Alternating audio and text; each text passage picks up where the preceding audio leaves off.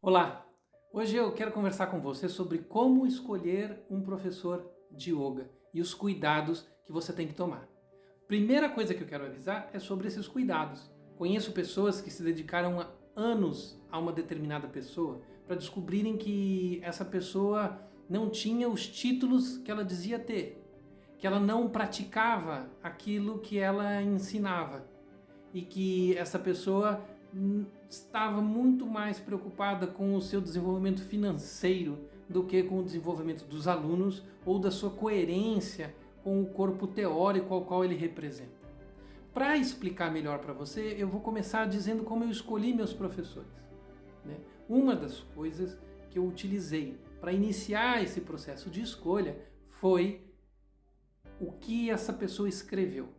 E antes disso eu procurei adquirir esse material e verificar se havia coerência, se havia profundidade, se não era uma cópia destes textos.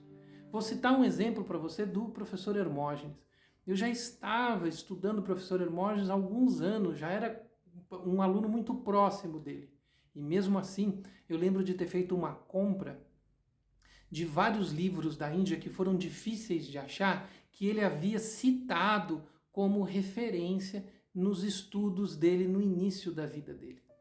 Eu confesso que quando chegaram os livros da Índia, eu fiquei com medo de perder a referência que eu tinha ao querido professor Hermógenes como estudante, né, do yoga, e eu tinha medo de achar naqueles livros da Índia que ele havia copiado, que ele havia sido apenas um copiador de teorias, né? E ele não havia estudado com profundidade, ele não havia se dedicado.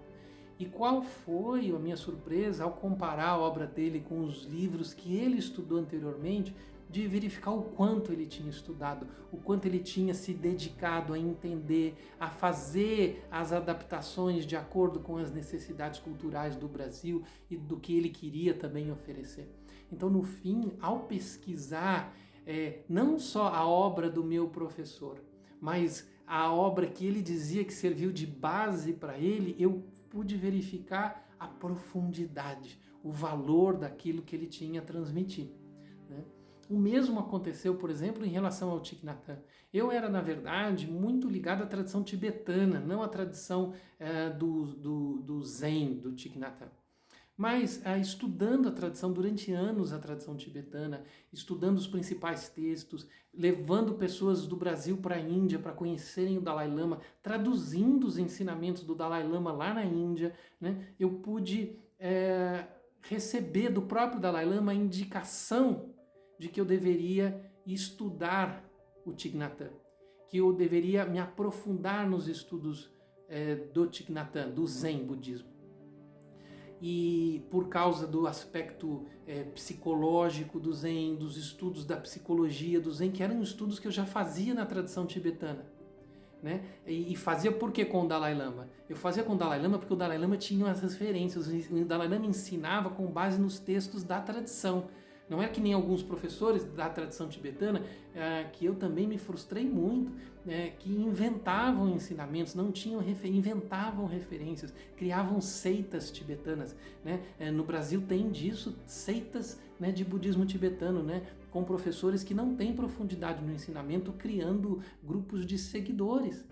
E eu já, com receio disso, eu pude então tomar esse cuidado. Me aproximei mais do Dalai Lama, porque os ensinamentos do Dalai Lama eram maravilhosos, porque ele tinha textos de base, tinham as fontes, ele sempre se referenciava na apresentação do trabalho dele, né, à tradição dele, né. Um dos tratados que a gente estudou junto, ele lia o tratado todo e depois comentava, né, do tratado, por exemplo, de Tsongkhapa, né, que é um dos sábios da tradição. Então, essa era uma dos cuidados que eu tomava. E o Dalai Lama fez a indicação do Thich Nhat Hanh.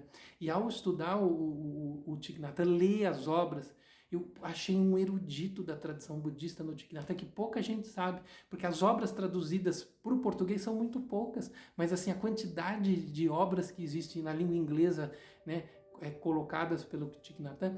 Ele chegou a dar aula em Princeton, então ele tinha muito material. E aí eu pude ver, ao conhecê-lo, quando eu fui conhecê-lo, a coerência.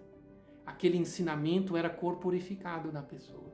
Eu pude ver na atitude, na prática, na forma como ele conduzia a comunidade, né? Na forma como ele vivia, a coerência daquele ensinamento. E aí eu vou chegar agora no Ashtanga Yoga, que finalmente a questão, né, mais acho que serve para você aí, a questão de como escolher um professor de yoga. O Lino Miele, ele era o aluno indicado pelo Patabi Joyce, né, para a Europa, né, era o aluno que ele escolheu para ele transcrever, né, a técnica, para que a técnica fosse estruturada, era o aluno que o Patabi Joyce escolheu para dizer, olha, eu vou contar para você como é a técnica, você publica e você ensina de acordo com o que eu estou dizendo. Então o Lino era o detentor, né, da estrutura, foi o aluno que ele escolheu, o único aluno que ele escolheu para estruturar a técnica. E ele vendia o livro, o Patabi Joyce vendia o livro do Patabi Joyce, escrito por Lino Miele.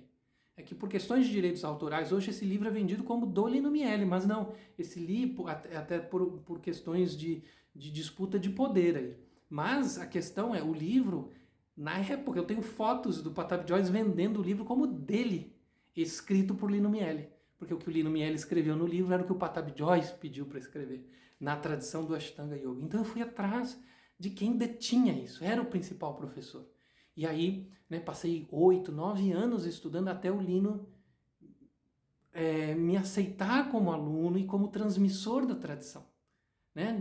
No final do período de formação, depois de 8 anos, fazendo depois um período de formação, ele senta comigo e fala, você quer mesmo seguir essa tradição? Você quer mesmo ensinar? Porque você tem que assumir um compromisso de coerência com o ensinamento, com a técnica. E era exatamente isso que eu sempre busquei, essa coisa no professor. Então, contando um pouco de todas essas histórias para você procurar isso na sua busca, para você observar na sua busca como encontrar, né, esta coerência. Porque eu até vou poder mostrar para você um vídeo de um professor que se coloca como representante de uma tradição onde ele faz tudo errado. Ele não respira de maneira correta, ele não se movimenta de maneira correta, ele não se equilibra de maneira correta, mas ele diz que é ele que sabe a tradição e que é ele que melhor pratica, ou que já praticou melhor que todo mundo, mas não faz os movimentos básicos. É uma incoerência explícita, né? Então eu estou fazendo esse vídeo e espero que você faça essa reflexão, você use a sua inteligência, porque até hoje, por exemplo, nós temos seguidores do Osho, mas nós sabemos a construção maléfica, militar que o Osho fez como líder espiritual. Então, e mesmo assim há pessoas que defendem o Osho hoje, né? Nós temos outros líderes espirituais, né,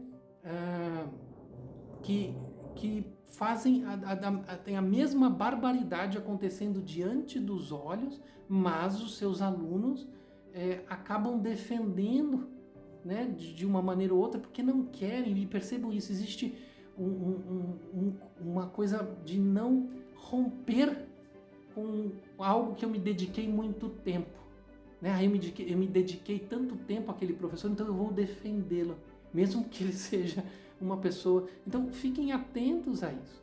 Então, como Jesus falava da obra, né? Olhai os frutos, porque ele não cai longe, né, da árvore. Então olhem os frutos do professor, porque vai ser uma forma, né, os frutos na obra do professor.